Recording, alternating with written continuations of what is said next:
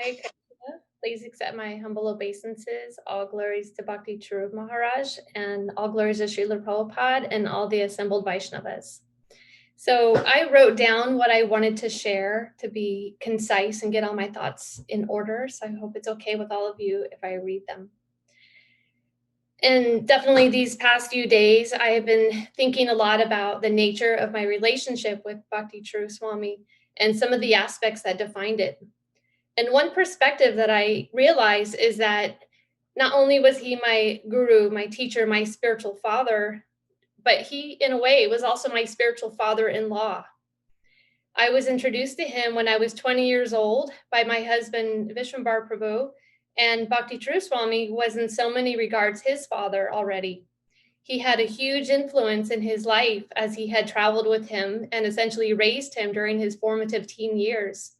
And by dint of this, Bhakti Charu Swami also welcomed and he accepted me into the family with open arms. And because of this, I was very fortunate to inherit a lot of the benefits of the closeness of their already established relationship. So this is something that I really appreciate and don't want to have taken for granted. One of the main personal services to him that I did in my life was to host him at our home. Wherever we lived, on many occasions over the years, when he traveled to our area, first in Southern California, and then here in Alachua, Florida, many times he would stay with us. And this caused me no end of anxiety because, as you know, he has the highest of personal standards and he was keenly attuned to details of all kinds. So it was almost like preparing for a high-class king coming to stay at your home. We would prepare for weeks before he came. We would deep clean and organize and arrange. And once we even painted the entire interior of our home in preparation for him. I would purchase new bedding and towels and think about what dishes he would use. Will it be too hot? Will it be too cold? Will it be too noisy? Would he be comfortable? And that's not even talking about what kind of meals to cook for him. And it was never clear who would be coming with him as part of his traveling party. Sometimes there would be a large group of devotees coming with him as he attracted people wherever he went. Where would they stay? So this was spiritual stress at its finest. And these were among the best, most truly satisfying times in my life, because what better way is there to properly utilize whatever I have in my life as a mother and as a householder than to offer everything I have to my spiritual master? And I always felt like such a clumsy, uncultured American as well when he arrived, uneducated in the more sophisticated etiquette and manners that he imbibed. Bhakti Charu Swami, as you all know, he was skilled and expert in the finer details of anything you can think of. And one of the first times that he came to visit in Laguna Beach, and I remember it was at Kosharupa and Badahari Prabhu's house, and I was preparing for his arrival, and I was cutting up some fruit, and I was cutting up a mango. And somebody else here had also mentioned the mango, so a mango again. And I know I was making a big mess of this mango. Nobody had taught me how to cut up a mango. And I was thinking in my mind, uh-oh, I know he's going to walk in that door any moment, and he's going to see me making this mess of this mango. And sure enough, a moment later, he comes in and he observes and he says in his melodious yet humor-filled voice, "Vrindavaneshwari, what are you doing to that poor mango?" And then he comes and shows me how to do it properly, cutting it in little squares to pop it out. And so that was one thing I was thinking about. And in the earlier days, when I was a new mother of our firstborn son, Krishnadas, he was only just a few months old. And he was staying at our home, and I was nervous as a new mother with a sannyasi, my spiritual master, coming to stay in our little home. And if you knew back then, Krishnadas, he was a big baby. He was a heavy baby. And so I had the habit for a while of carrying him like facing out, like on my hip, because he was heavy, So I was holding him on my hip like this, facing out. And Bhakti Charu Swami saw me doing that. And he said, "Vrindavaneshwari, don't hold him like that. Hold him, turn him around and hold him to your heart. Hold him facing you so he can feel your mother's love." Sorry. And he actually also even gave me a diaper changing tip one time. So is there anything he didn't know? I don't know. He really infused my life very much a part of who my husband is, who our children are, and really at the foundation of our relationships. Just give me 1 second.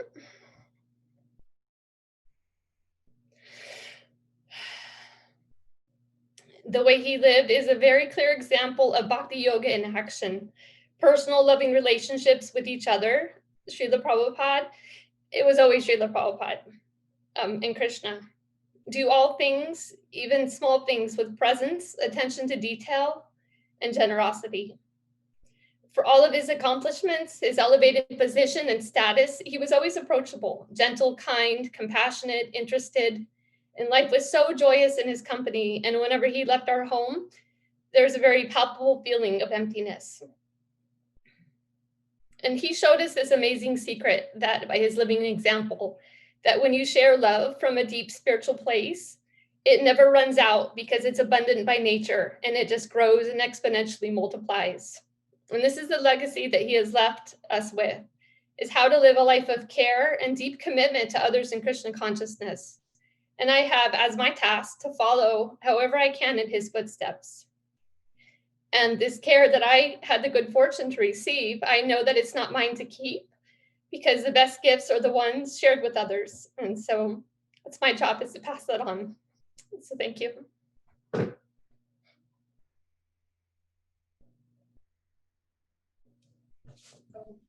My job is to pass that on. Thank you.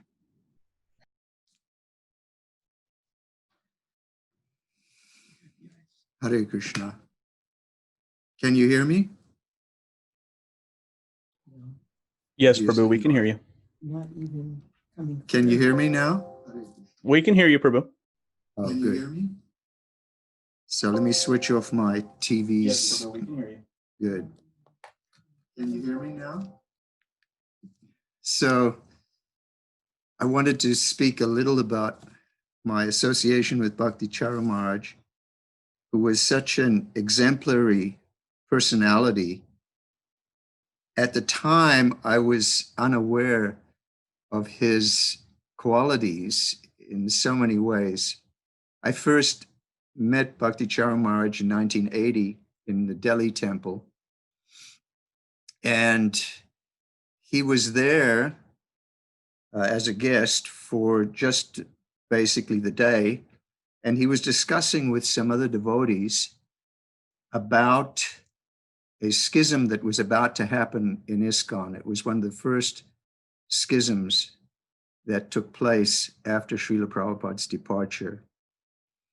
And he was there with Sarvabhavana Prabhu, a very good friend of his. I know they had joined in Germany together, I understand. And so that was my first encounter with him. And then later that year, I went to Mayapur to work with Surabhi Swami on the Mayapur Samadhi construction. And one of the things was we had an office in Calcutta, and it was a little apartment.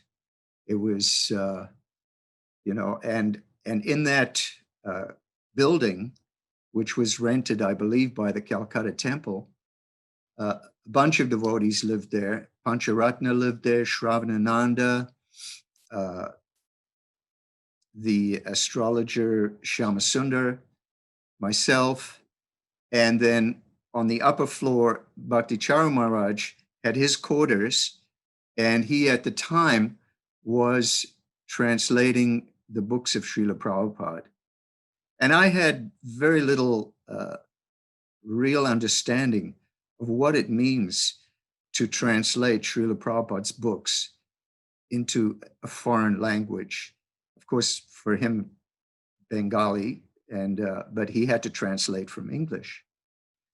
And it's only later on in my service with the BBT, when I got to meet with some of the translators and got to see all the difficulties that they have in translating from English into these foreign languages. It's only now really that I appreciate, the service that Maharaj did at that time. But one of the nice things was that Maharaj was so welcoming and kind. And every now and again, he would invite us all for prasadam. And he would do the two specialities. He would cook Chinese and Italian, which day it was, we would wonder, oh, it's Italian today. Oh, it's Chinese today. Oh, great. And of course, it was always incredibly delicious. And it was always, at that time, Maharaj, he wasn't a GBC. He wasn't a guru. He was just kind of regular, one of the guys, And so it was a different kind of mood to what it became later. There was much less awe and reverence. And so we had a lot of fun there in the Rainy Park office in Calcutta. And then I would travel back and forth between Calcutta and Mayapur at that time as part of my service. But so that was extremely nice. And I always remember that the bottom floor of the building was the accountants for the Calcutta temple. And one of the gentlemen there was very cultured, Mr. Das Gupta. He was a very educated man. And when the festival would come up for Rabindranath Tagore, he would go to Shantiniketan, which was the, you might say, the pilgrimage place of all the followers of Rabindranath Tagore. And, it's a massive thing because Rabindranath Tagore is so much revered by all Bengalis because he was the first Indian to receive the Nobel Prize for Literature. And he established this university at Shantiniketan. And I always had this understanding that if Krishna consciousness and Gaudiya Vaishnavism were to really take root in Bengal, a sign would be that Srila Bhaktivinoda Thakur would become as popular as Rabindranath Tagore. And in fact, due to Maharaj's translations of Srila Prabhupada's books, now it's coming to pass that Srila Prabhupada is eclipsing Rabindranath Tagore. And that's a very consequential thing in understanding the situation of our preaching movement in Bengal. And it's something that I feel a lot because of my time spent there, the years that I spent there. And so fast forward, because after my service in Bengal and Calcutta and Mayapur, I didn't meet with Maharaj for many years. And then we met again on a few occasions in Los Angeles. But then really our association became more when I met with him at the home of Guru Gauranga Prabhu. And I went there a few times when Maharaj was in town. And one of the things that I understood and that very few people do understand, because Maharaj was so open and so friendly and so warm and a very emotional person, very emotionally giving person, was the quality of his intellect, that he had a real intellectual background. And I remember I quoted, we were talking about the material world, I guess, and I quoted some quote from an English poet, T.S. Eliot, and he immediately responded with something that poet, with a different poem of that poet. And it sort of blew my mind because, what do you think?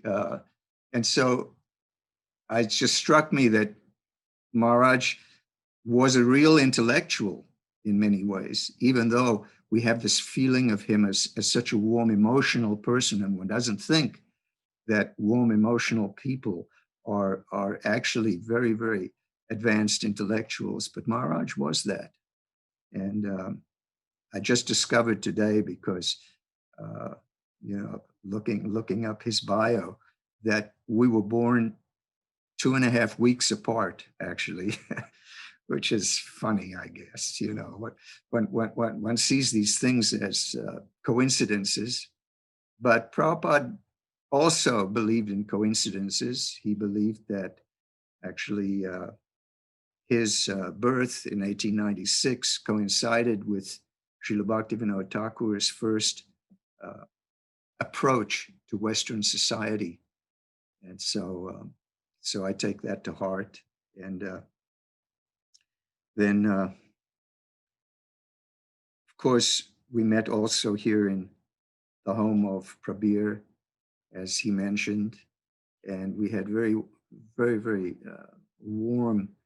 And finally, the thing that I'd like to end with is my last visit to DeLand, my only visit to DeLand, actually, was to meet with him because he wanted to assign the rights to his biography of Srila Prabhupada to the Bhaktivedanta Book Trust. Not so many ISKCON authors do that, but Srila Prabhupada was such an ISKCON man, a BBT man, and Bhakti Charu Maharaj, he was so much, he wanted to do that, and so I had to bring the papers for him to sign, and it's a very meaningful thing that he would do that for the movement, for Srila Prabhupada, and for the Bhaktivedanta Book Trust, as he was such a great translator of all the books. So, Bhakti Charu Maharaj ki jai. Hare Krishna. Thank you.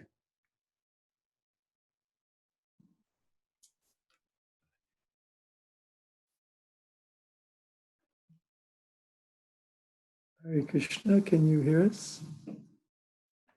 Yes, Prabhu, we can hear you. Okay, great. Sorry, we're not so technically together.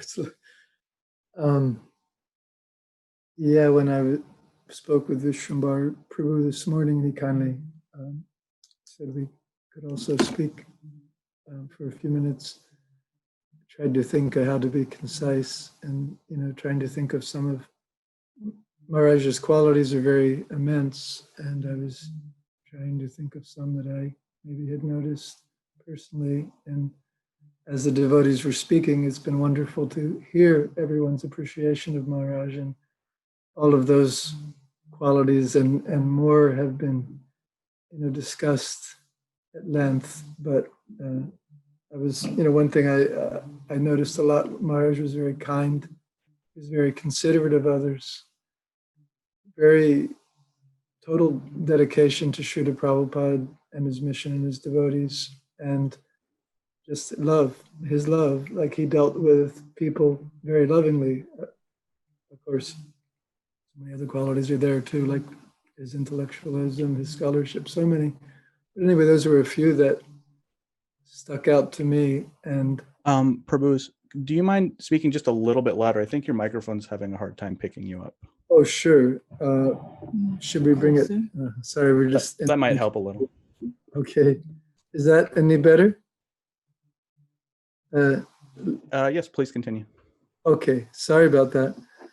Yeah, so anyway, I was also thinking as we were here together tonight, appreciating Maharaj, how, wherever we are, we saw, at least personally, I saw Maharaj in California for some years. We lived there, and then here in Florida, Alachua, and later in Mayapur, India, later in the land and Alachua, like that.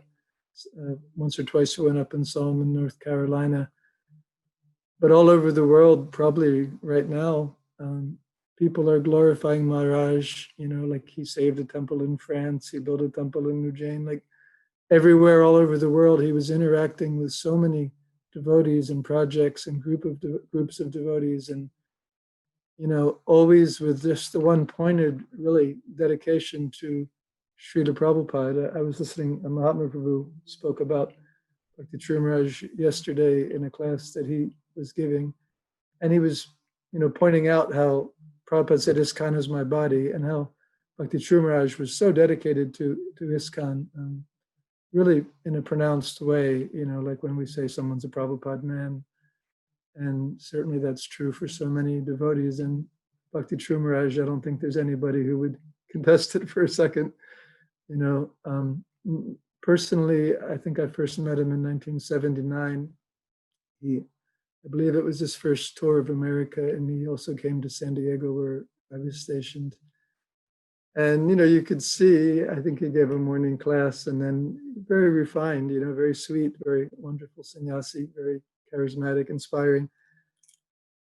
And I could also see he was very refined. So that evening, Yudhisthira Prabhu, who for even now, he is very involved in outreach to the broader public in the San Diego area and arranging preaching programs. And so he arranged a program for Maharaj, and I was invited to tag along. So we took Maharaj to a place called Ocean Beach. The temple's in the Pacific Beach, and the next beach south is Ocean Beach. So at that time, Ocean Beach was like the last stand of the hippie generation in San Diego. So we took Maharaj to this program, and I was wondering how it was going to go off, because you could see Maharaj was a very, very refined person. And hippies, of course, I came from that background as well, but, not really known for such kind of place. We went in and, you'd expect to find marijuana roaches in the ashtrays, and you kind of hope there's not a bust before you get out of there, So we brought Maharaj, and there were a lot of hippies there. And Maharaj just, he sang so sweetly, he spoke so sweetly, and just interacted with all the hippies in such a sweet way, and just made a wonderful impression. And it was very nice to us. And we all, went back to the temple at the end. And I don't remember, but the next time that I saw a lot more of him was a few years later in the mid 80s. I think Shesha Prabhu briefly touched on this. It was a very difficult time. ISKCON went through a lot of growing pains, and a lot of very senior people were either leaving or changing ashrams and, going away from their disciples. A lot of crisis of faith was going on. And there was a lot of confusion. We were a very new movement. We were, Prabhupada had only been gone for about, 5, 6, 7, 8 years. And anyway, Bhakti Charu Maharaj, he was just going all over, probably all over the world, certainly all over North America. And I understood all over the world. And he was just giving so many seminars about Srila Prabhupada as our founder, Acharya, about our relationship with Srila Prabhupada, about Shiksha and Diksha gurus, and about the importance of ISKCON, how ISKCON is Prabhupada's body, and just really, how we're connected to the whole Guru Parampara, just really putting everything in perspective, to sort of help people through that difficult period. And very, very effective. And he had no other motive than just trying to keep the ship stable, and I was really appreciating the depth of his attachment to Srila Prabhupada, how he was doing that. And then, in the 90s, he was coming, we know he had read somewhere in a book about the people of the year from that year. And he was thinking how Srila Prabhupada should be having this type of fame in the world, that people all over the world should be knowing about Srila Prabhupada and his contribution. So he began the Abhay Charan series. And boy, that was such a huge service. I remember when they came through California, they did a lot of filming in LA. We just tried to help as whatever small way we could. One of the video editors was staying with us. We had a little preaching center, South California, and we were around him a bit at that time. And, he was traveling with like 30, 40 people, actors and actresses and film crews, and trying to find places to have everyone stay and feed everybody and keep the cameras rolling and keep the Lakshmi flowing to produce this whole thing, and it was amazing. I was just amazed by, his energy and fortitude, and, all this for the glorification of Srila Prabhupada. Then in, 2000s, I think early 2000s, he was developing this huge, I've never been there, but I've heard so much about it, project in Ujjain, like that, and then he started it in the land, coming to America. And I hadn't had the good fortune of much of his association, although I used to see him in Mayapur. pretty much annually for some years. Our family spent some years there, children growing up and things. And although, we're just rank and file devotees, but because his kindness, and his love for the devotees, whenever we would see him after a long time, he would just come up, some other devotees also mentioned, and just give you a big hug, And when he would hug you, you would just feel his love, and, you would just feel his love, for Krishna and for you and for Srila Prabhupada. And it was the most heartwarming experience, and very spiritually encouraged experience. And he would always inquire, how are you? How's your family? Is there anything I can do? Do you need anything? And it wasn't just, like hyperbole, like when like the flight attendant or something. It was very genuine. He was ready to do whatever he could for any devotee that he could possibly help. And, that's then in 2017-18, Mother Narataka Gopal was mentioning how he was starting the land project and his concern for the protection of cows. And I have a close friend, Kalakanta Prabhu, not Kalakanta who runs Krishna House, but he's from Brazil. And he was given this service as the Minister of Cow Protection and Agriculture. And Bhakti Charu Maharaj, I guess at the GBC meetings, noticed that he was given this very big international responsibility, but he'd only been given, like I think $2,500 a year to carry on a whole mission. Of course, he's married with a wife and 2 children. So, he was able to live in Mayapur on that. And then he had to figure out how to travel all over the world and visit all the goshalas and try to raise the standards and, try to do all this amazing service. And Bhakti Charu Maharaj just really thought, this is such an important service. This is such a sincere devotee. How can I help him? And he just jumped right in and he raised all these funds and he helped get the ministry off the ground, really. And then he thought, how can we get continued support? And he came up with a whole idea to have like a whole program where people would become members of the ministry and they would send out boxes each month called Bhakti boxes with different items from cow protection and ghee and incense and, milk sweets and things. And he just, I think that year he was even like chairman of the GBC EC committee or something, but it wasn't like he didn't have anything to do, but he just jumped into it. And like he set up, these programs and he had us call temples. We went to Atlanta. We did like 3 or 4 days of programs in Atlanta to try to get the membership going for the cow protection. We went to Los Angeles. It was really starting to roll. And then 3 or 4 days of programs in Atlanta to try to get the membership going. Something happened. Anyway, I'm probably running out of time. So at least I just wanted to say that how wholeheartedly he jumped into that in the middle of all his other responsibilities to help this devotee who was trying to do his ministry and to help the cows.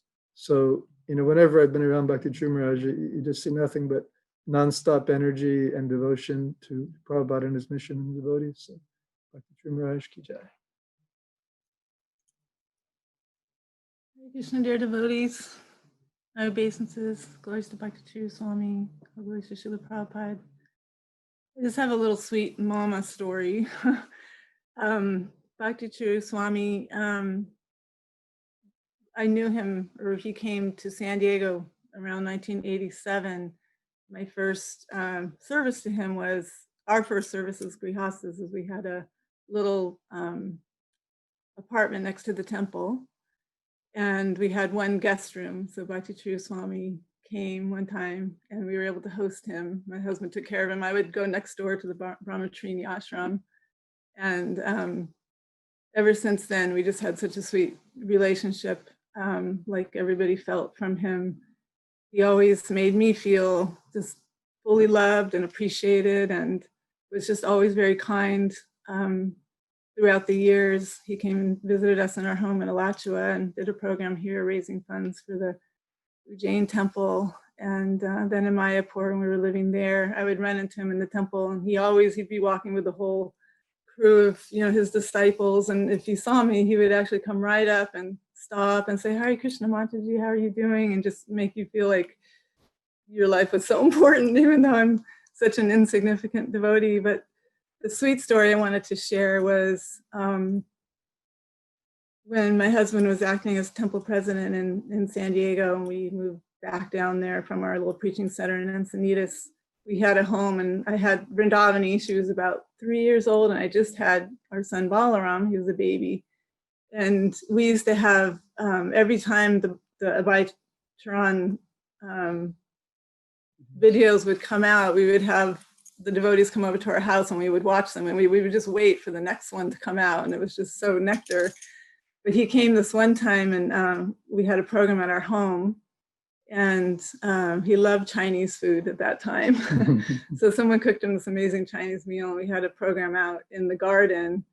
And somehow, I guess Balaram was asleep because I was able to be there. And I don't know how the conversation came around, but I asked him the question, how does a new mom who's 24/7 on call all night, breastfeeding and being with the baby, and then all day taking care of the house and cooking, and how do I continue with trying to chant my 16 rounds? And Bhakti Charu Swami said, "Oh, yeah, here in America, you don't have maidservants." It was really cute.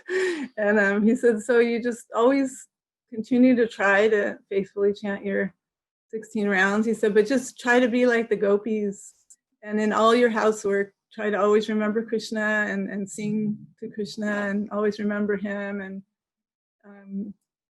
he just, it just consoled me. It just said, okay, I can relax and I'll always try to chant my 16 rounds, but I'll just try to always remember Krishna. And that was just very sweet. And then I actually just wanted to share my last talk with him, or meeting with him, was when he came to Alachua recently, last time he came. And I got to just see him briefly at the temple. And I asked him, Vrindavani was going up to New Vrindavan for the GBC college, and my husband was nearby, not really nearby, but he was in Norfolk. And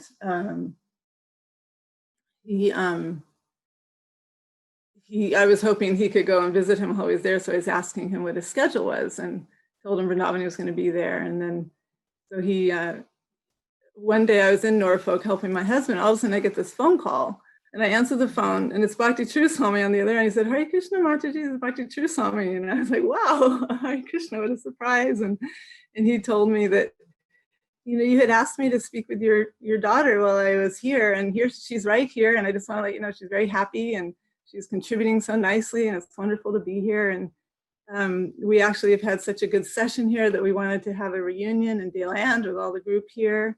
And I want to personally invite you to come, and Vrindavani has agreed to help organize that. Of course, the COVID happened, so that never happened, but he's just so personal and loving. And Vrindavani actually got a personal darshan with him, and I just wanted to read her offering, because it's a very beautiful offering. It kind of says everything. So I'll read her offering. Dear Bhakti Charu Swami Maharaj, please accept my most humble obeisances. All glories to Srila Prabhupada. All glories to your years of dedicated service to him. Today there is an eclipse, and it feels fitting and prophetic, a reflection on the gross material level of the loss the world experienced this morning, in the eclipse and loss of a brilliant shining moon like yourself. I've heard many people describe you today as a true Prabhupada man, a loyal and chaste disciple, and true and trusted son of his divine grace. I reflected that in so many ways, you exhibited qualities demonstrated by Srila Prabhupada. You are an enthusiastic and innovative preacher, a renowned kirtaniya, a brilliant organizer and manager, an excellent Bengali cook, a translator and writer, a brilliant philosopher who understood Shastra on a deep level, and a true gentleman. Most especially, I thought about how Srila Prabhupada was so loved by his disciples, not simply for his brilliance, his genius, his philosophy, but for the genuine and deep love and consideration he showed to everyone. He was a true personalist and humble lover and well-wisher of every living entity. In your perfect Vaishnava etiquette, your extraordinary consideration of everyone you came across, you extended this most important quality of Srila Prabhupada to everyone. You've been a well-wisher of my family for many years, since before I was born. You've given guidance, encouragement, and love. Your genuine interest in our well-being and your desire to hear the details of our situation endeared you to us and made us feel so encouraged in Krishna consciousness. At various times throughout the years, you've taken time to acknowledge me and inquire after myself and my family.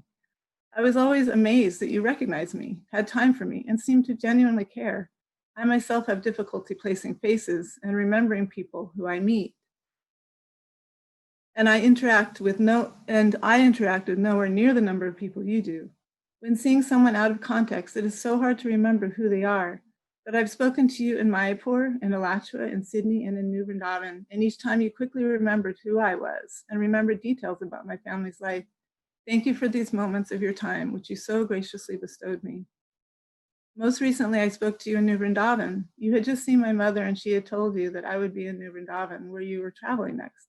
Out of respect for her desire that we see each other, you went out of your way to invite me to a private darshan and so kindly inquired how I was doing and offered to answer any questions I had. I didn't really know what to say to you. I was just so overwhelmed by your kindness. I asked you how I could maintain enthusiasm in devotional service, and you answered that I should associate with serious devotees and should listen to recordings of Srila Prabhupada speaking, because even more than reading his books, this allows us to hear the urgency in his voice and inspires us to assist him in his mission. I'm so insignificant, but still I feel so affected by your departure. It is we who require your prayers and mercy, now more than ever, as we navigate how to survive without your guidance. In prayer, to be your servant, Vrindavani Devi Dasi. So I just wanted to share that because I think it shares a lot of how we feel, just so personally loved and appreciated. And he always appreciated everybody. And I think it's because his spiritual qualities of really being able to see that we're each a unique individual spirit soul who's so dear to Krishna and to Srila Prabhupada, no matter how insignificant or great or how many services we have.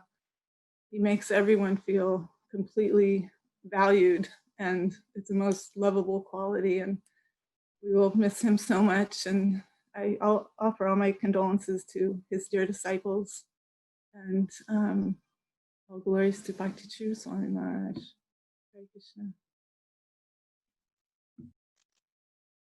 Hare Krishna. Janavi and Vaikuntha Prabhu. That was wonderful. Thank you so much for sharing with us. I want to apologize. We are running a little behind schedule, and I just want to confirm before I speak. I am scheduled to speak next, but Prangovinda Prabhu, are you okay that we're going a little bit late for your talk? Yes. Okay. All right. Thank you so much. And I'll try to keep it brief. It's hard. As Brenda had mentioned, and when in her beautiful memories of Bhakti Charu Maharaj, or our Guru Maharaj, Bhakti Charu Swami, I had the incredible opportunity to be with him from when I was about 14 years of age. And he profoundly impacted me through that. It's a kind of an interesting story. And talking and again, just coming back to this theme that we hear of the incredible amount of care that he had for everyone. And it wasn't just words, it was demonstrated time and time again. And the opportunity I had to meet him was because he had actually come to Laguna because some friends of his had a personal family tragedy, and he came to Laguna to visit with them because of what had occurred just recently for them. And in that time, my mother and I were there in Laguna Beach Temple. And my mother is sentimental, and she had heard Bhakti Charu Maharaj speak of the pastimes of Lord Nityananda and how he had how Lord Nityananda had been given to a sannyasi. And so anyway, so somehow she had the opportunity to drive to the airport with Bhakti Charu Maharaj. And they were talking, and she was just saying, what can I do for you? And then he said, you can give me your son. And she said, yes. I don't know how serious this conversation was, but the result is that in a short period of time, within a couple months, I was on my way to Europe to be with Bhakti Charu Swami. 14-year-old kid. I didn't know anything. I never left America. I never left California or Texas, really. But and so I met up with him in Radadesh in Belgium. And so when there's some mention of Radadesh, it brings back a lot of memories for me, because that's when I had my first experiences directly serving with him. He had a longtime servant prior to this, a wonderful devotee by the name of Glokanath. And for some reason, he had to go back to India, and I was up next to be the person to personally care for him. And it was a monumental task, but he was exceedingly forgiving for all of my faults and all of my just inabilities. We heard a little bit about the nettle behind Radadesh Castle, and it was my job to pick that nettle. And so I would go out in that field and I'd pick it, and somebody had told him it was good as a tea as well, and so it was kind of a daily task to pick the nettle for the tea. And I remember one time I made it, I gave it to him, and at some point I went to get it back, and at the bottom of the cup was a worm, because I hadn't properly cleaned the nettle. But he didn't say a word to me about it. Just left it there. I fully understood what was going on from that. There was another time where I mixed up salt and sugar. So he had some tea with salt instead of sugar. Didn't say anything to me about it either, but I knew what was going on, because it was he didn't drink it, and I realized what I'd done.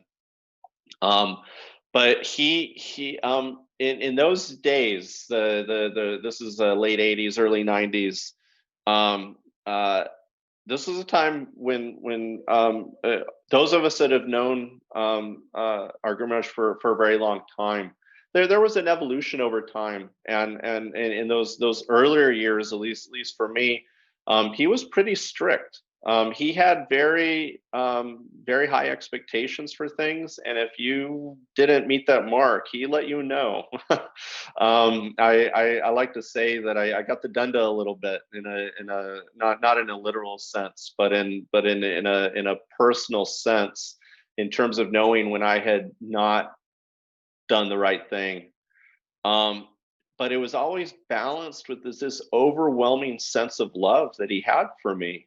I mean, I felt that here was a person who I could absolutely feel, no matter what, was there for me, was caring for me in anything I needed. I mean, I think if you talk to many devotees, whether they're directly disciples or not, just the many instances in which he just took care of what could be considered mundane things for them, because he cared. He had a heart for everyone. And this term, somebody give you the shirt on their back. For me, he literally gave me the shoes on his feet. I told this story the other day, actually, but to me, it just really demonstrates to me just the heart that he had and the care he had.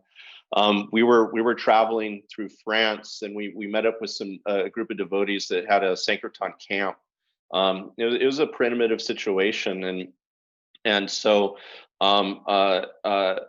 in somehow or another, I lost my shoes. I don't know where they went, and he gave me his shoes, and he insisted that I wear them. And I couldn't understand it. I was like, okay, but I took them. He told me I had to. There wasn't that pretense that I'm your guru, you can't do that. In the circumstance it was necessary, he would do whatever was needed. And he just always looked out for me constantly, no matter where we were, what we were doing. And yes, I had a very hard job to do, to care for him, and an awesome responsibility. And he was just so heartfelt in everything. And I can reflect on who I am today, and it's a direct reflection of him, of what he invested in me.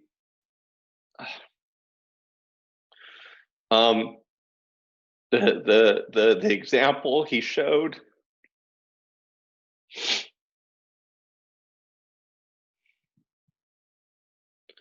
the warmth, just everything, is all due to him. I was talking to a god brother of mine the other day, and I was just saying that I know for a fact that I would not still be a devotee within Prabhupada's movement if it wasn't for him.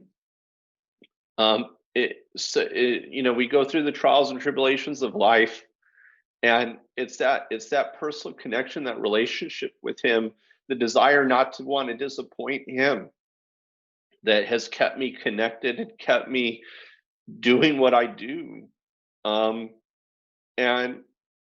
that's the effect, that's the impression that he makes on us. And I've heard it time and time again, just constantly. He makes you feel like you're relevant, like you're worthy. And we're gonna miss that.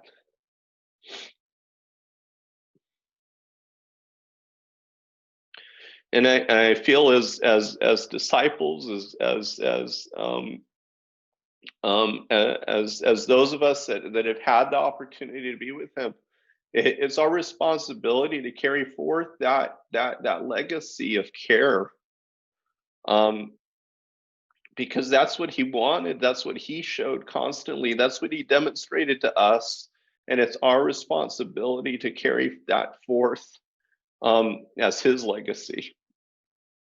I was really touched, actually, when Rita Maharaj spoke on the day that he had passed, and he talked very personally about the fact that Bhakti Maharaj's connection with him just some years ago, when there was a lot of question with Krishna West and this and that and all these things, and he directly attributed Bhakti Maharaj's reaching out to him, inviting him to come to meet with him, truly listening to him and hearing him and feeling understood by somebody. And in addition, instead of pushing away, bringing him closer, asking him to be part of the GBC, be part of ISKCON. No matter what the differences are, just be part of it. And that's how he was. I mean, in so many different instances, traveling with him, he would reach out to devotees that were a little estranged, like they, and he would want to get together with them, because he really, from the recesses of his heart, he wanted them to be back. He wanted them to be back with ISKCON, and he would try so hard. And I would see different instances, he would try and try and try, and it didn't always work out, but he never stopped trying, because he was so committed to this.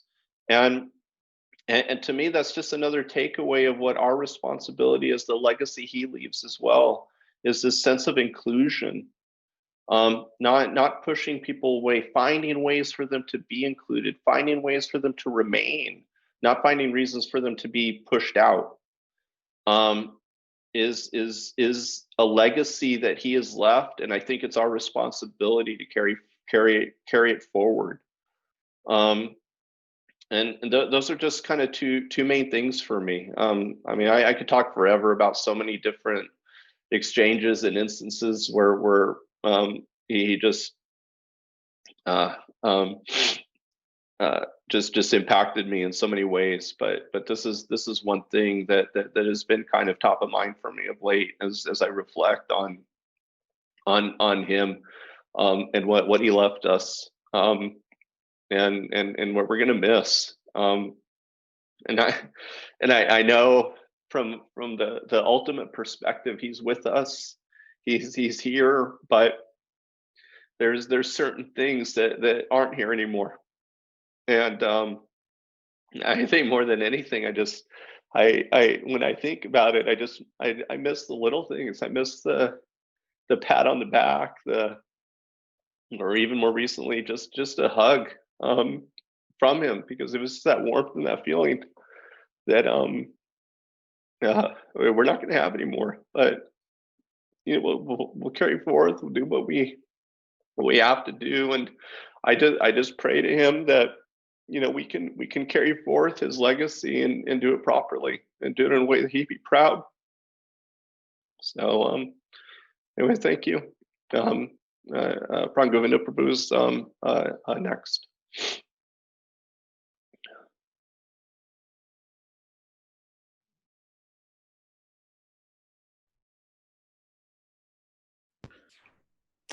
Hare Krishna. Can you hear me?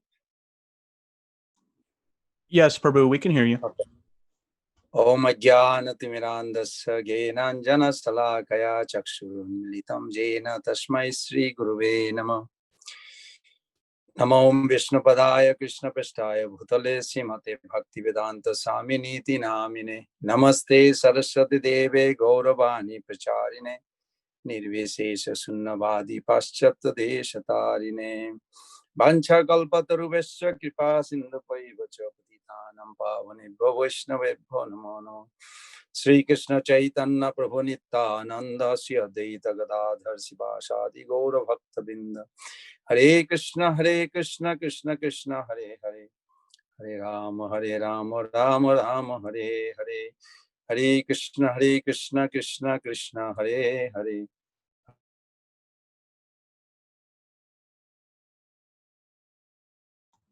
Krishna Krishna Hare Hare. Looks like we're losing you there, Prangovinda Prabhu.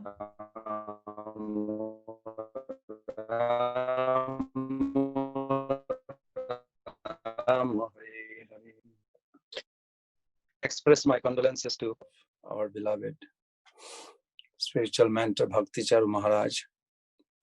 And I like to also thank Bishambar Prabhu and the group for giving me a chance to share my wonderful divine experience with Sripad Bhakti Charu Maharaj.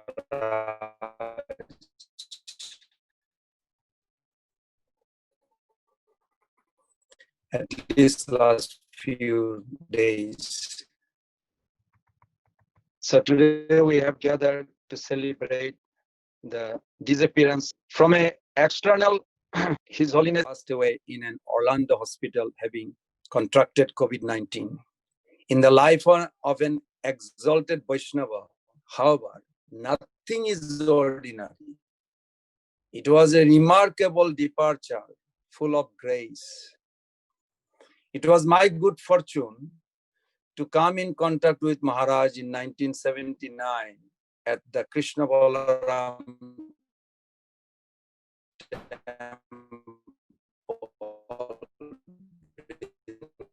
Temple.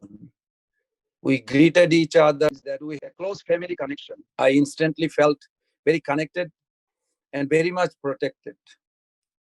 In those early days and throughout my entire spiritual life, he encouraged. Hare Krishna. Hare Krishna. Hare Krishna Prabhu. What happened? One moment, please.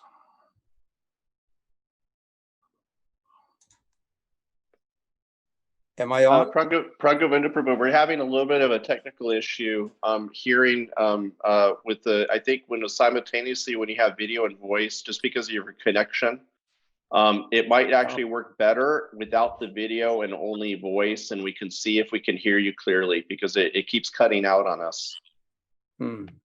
How do I do that? Let's see. Stop the video now? Yeah.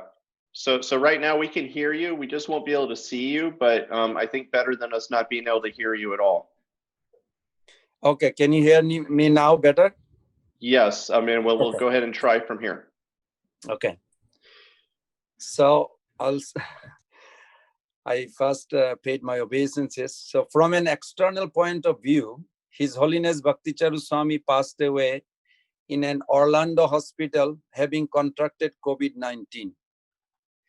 In the life of an exalted Vaishnava, however, nothing is ordinary. It was a remarkable departure, full of grace. It was my good fortune to come in contact with Maharaj in 1979 at the Krishna Balaram Temple, Vrindavan, India. We greeted each other and soon realized that we had a close family connection as a cousins. I instantly felt connected and very much protected. In those early days and throughout my spiritual life, he encouraged, guided, and counseled me, and ultimately kept me in Krishna consciousness. When the devotees suggested I visit Maharaj in his final hours, I grabbed the opportunity to serve someone I loved and admired. This was indeed, I felt, Krishna's mercy, Prabhupada's mercy. So recently, last couple of days, many devotees have inquired what happened in those final hours. So I'll try to explain my best to describe those auspicious events with clarity and chastity. At approximately 1:20 a.m. on Saturday, 4th of July, Guru Gauranga Prabhu called me and inquired what time I would be driving to see Bhakti Charu Swami. Since it was the disappearance day of Sanatan Goswami and Guru Purnima, very auspicious day, and I was scheduled to give the morning class in Alachua ISKCON temple here, I mentioned that I would leave after the class. Then I went to rest, but then 2:30 a.m. Raj Bihari Prabhu from London suggested I go immediately after Mangalarti. After Mangalarti darshan, I came back home and I received call from Maharaj's few disciples who were all adamant for me to go. So I collected all auspicious paraphernalia, including Ganges water, neck beads, and the Brahman thread, Mahatulsi leaves, picture of Srila Prabhupada and Shri Shri Radha Madhav, Radha Shamsundar, then left for the hospital. While I was driving to the hospital, I received a call from His Holiness Radhanath Swami, and Maharaj has inspired me to do this treasured service with complete devotion and dedication. The conversation with Radhanath Maharaj was overwhelming and left me in tears, feeling unqualified, but blessed to render some service to a great soul. I remember various verses of the Srimad Bhagavatam, which remind us about the time of death. And this crucial juncture in the journey of the soul. Several other eminent ISKCON leaders, including His Holiness Loknath Maharaj, His Grace Anuttama Prabhu, guided me while I was driving on what to do in those final moments.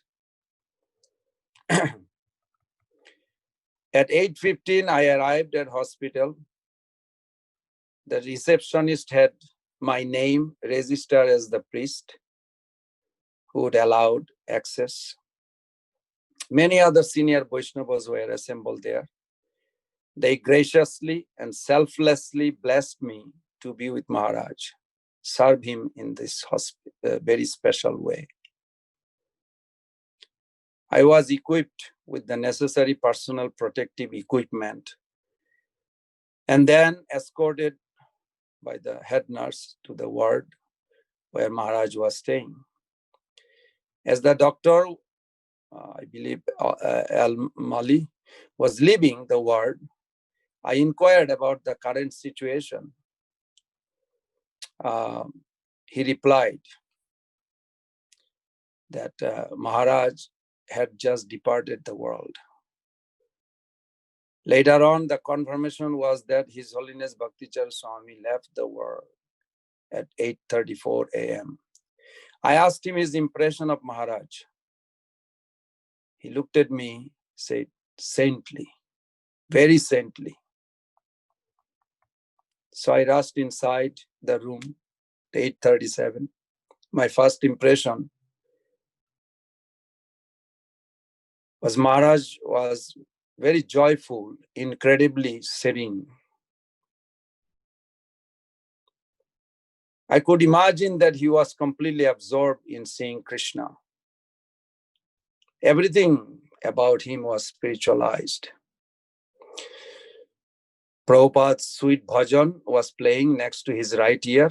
I can still see that atmosphere was transcendental. Maharaj had a Bengali Bhagavad Gita, which he had personally translated on Srila Prabhupada's order, placed on his chest. To me, it seems as though he was still present. So I enthusiastically began to chant. I invoked the Swasti Bachanam, decided to chant various prayers. I read from Srimad Bhagavatam, recited the prayers of Gajendra, sang the Panchatattva mantra, chant Hare Krishna, and all auspicious items were placed on Maharaj's body. Then, as Sripad Radhanath Maharaj, Loknath Maharaj, the others requested, I also started mentioning this to Maharaj. The Maharaj, thousands of devotees wants you to come back.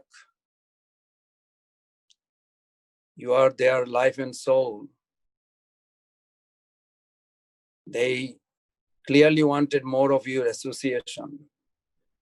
But if that is the desire of Krishna and Srila Prabhupada, that they're calling you, you have some service assignment elsewhere in the other spiritual realm, then you can leave.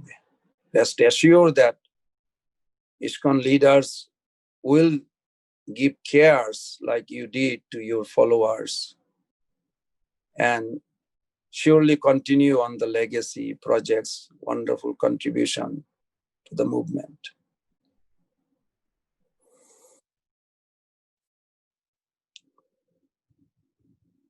So after that, I was chanting Brahma Samhita, knowing that to be one of his Maharaj's personal favorite. And I started reciting again and again. And for a while, it was overwhelming. Knowing that they allowed me for 15 minutes audience with him. The nurse and the doctor knocked the door and told me it was time to leave. As I excited, I asked the head nurse about the experience with this saintly patient. She replied, she had never experienced anyone like this. I told her, he was a Messiah who had come to bless this hospital and this world. She seemed to understand that. I met with all the wonderful devotees back in the reception, and we all cried at the loss of it. His Holiness Bhakti Charu Swami Maharaj to this world. It was surreal and not complete comprehensively, yet it was simultaneously very mysterious, magical, how the great soul leaves the world. And it's inconceivable arrangement that the Lord makes to call back his confidential devotees. So I thought the time that Krishna saved Maharaj Parikshit from Brahmastra, nuclear weapon, while the Parikshit Maharaj was in the womb. Yet later, the same Parikshit Maharaj, the same Supreme Lord, allowed him to die from snake bite when he got cursed. On the second occasion, the Lord had a bigger plan and service for Maharaj Parikshit that would bless generations to come. The Lord arranged for his departure so that the son of Srimad Bhagavatam, could arise to dissipate the darkness of Kali Yuga. In the months, years, and decades to come, we will realize more and more how Bhakti Charu Swami's life, legacy, departure from this world deepens our connection with Krishna and inspires the awakening of pure devotion to the divine couple. I repeatedly offer my millions of obeisances to the dust of Srila Bhakti Charu Swami Maharaj's divine lotus feet and pray that I can try to please Srila Prabhupada and our Guru Parampara as he did. Srila Bhakti Charu Maharaj will always remain my senior mentor, spiritual mentor, a beloved intimate servant of Srila Prabhupada, an exemplary inspirational leader within the ISKCON society, and the perfectly devoted disciple of His Divine Grace, A.C. Bhaktivedanta Swami Prabhupada. If in this lifetime I can please Srila Prabhupada and our Guru Parampara even 1/1,000,000th of what Srila Bhakti Charu Swami Maharaj did, then I'll consider my life a great success. I'll end with this. Vancha kalpatarvesya kripa sindhuvaivacha patitanam pavanam vaishnavebhyo namo namaha. Thank you, Prabhus. Hare Krishna. Govinda Prabhu, thank you so very, very, very much for joining us tonight and to share this. I think for many of us, this is something we've been wanting to understand and hear. And you were in a unique position to be with our Guru Maharaj Bhakti Charu Swami at this time, and we're greatly indebted to you for serving in this way. Words can't even say how much we appreciate what you've done and what you've offered, and so our obeisances to you, and I think on if I may, on behalf of my God brothers and God sisters, we want to thank you for your service to our Guru Maharaj. Thank you. So we thought it would be fitting to end the evening tonight with a bhajan you're all familiar with, but sung by someone who just, when at least for me, and I think you all agree, that sings with such heart. I think really epitomizes much of what we talked about here tonight. And so we've invited Prabir Prabhu to sing tonight. And it'll be our last offering here in terms of our memorial for Bhakti Charu Swami. I want to thank all of you who have joined us tonight. Thank everyone who's watching. Thank everyone who's participated by taking the time to be here and to share. And it's just our great honor to have you, and with much appreciation. We thank you for being with us tonight. And so I'm gonna hand it over to Prabir Prabhu, and that'll actually conclude our evening tonight. I hope this isn't the end though of more discussion and more time together to actually talk about what Bhakti Charu Swami has meant to all of us. And so this is the memorial tonight, but I think there'll be many more opportunities to speak more, and I hope there are. But again, thank you all so much for joining us tonight. Prabir Prabhu, thank you. And Damodar, thank you so much for everything you've done to handle the technical side of this. So we couldn't have done it without you. So so Prabir Prabhu, please. Jayanila Premodhana Koruna Prochur Jayanila Premodhana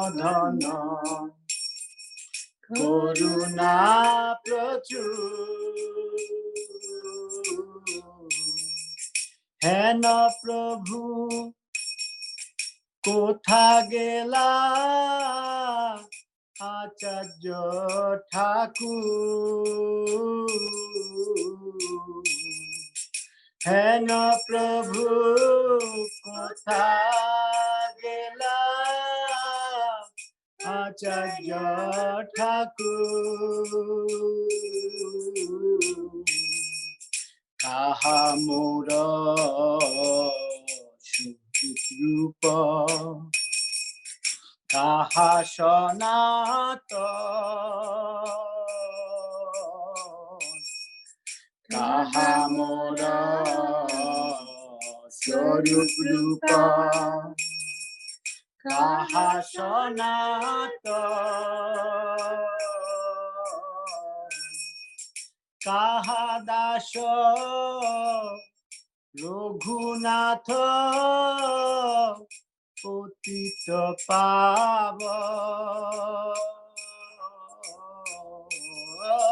কাহা দাস রঘুনাথ পতিত পাবন কাহা মোর ভট্ট যুগম কাহা কবিরা কাহা মোর ভট্ট যুগম কাহা কবিরা একা কালে কোথা গেলা গৌরা নটরা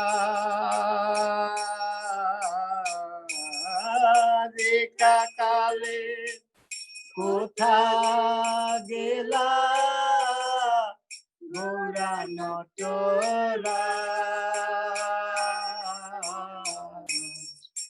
পাশানে কুটিব মাথা অনলে পশিব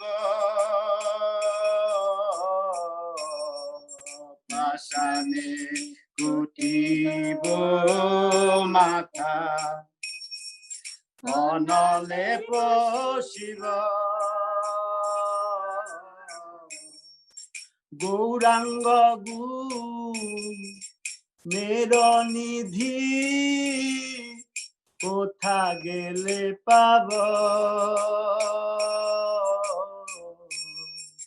গৌরাঙ্গ গুণের নিধি কোথা গেলে পাব সেসব সঙ্গীরা সঙ্গে যে কইলা বিলা সেসব সঙ্গীরা সঙ্গে যে কইলা বিলা সে সঙ্গ না পাইয়া কান্দে নরোত্তম দাস সে সঙ্গ না পাইয়া কান্দে নরোত্তম দাস যে আনিল প্রেম ধন করুণা প্রচুর যে আনিল প্রেম ধন করুণা প্রচুর যে আনিল প্রেম ধন করুণা প্রচুর যে আনিল প্রেম ধন করুণা প্রচুর হেন প্রভু কোথা গেলা আচার্য ঠাকুর হেন প্রভু কোথা গেলা আচার্য ঠাকুর জয় বৈষ্ণব ঠাকুর জয় বৈষ্ণব ঠাকুর জয় বৈষ্ণব ঠাকুর জয় বৈষ্ণব ঠাকুর জয় বৈষ্ণব ঠাকুর জয় বৈষ্ণব ঠাকুর জয় বৈষ্ণব জয় বৈষ্ণব জয় ভক্তি চারু স্বামী গুরু মহারাজ জয় ভক্তি চারু স্বামী গুরু মহারাজ জয় ভক্তি চারু স্বামী গুরু মহারাজ জয় ভক্তি চারু স্বামী গুরু মহারাজ জয় ভক্তি চারু স্বামী গুরু মহারাজ জয় ভক্তি চারু স্বামী গুরু মহারাজ জয় ভক্তি চারু স্বামী গুরু মহারাজ জয় ভক্তি চারু স্বামী গুরু মহারাজ জয়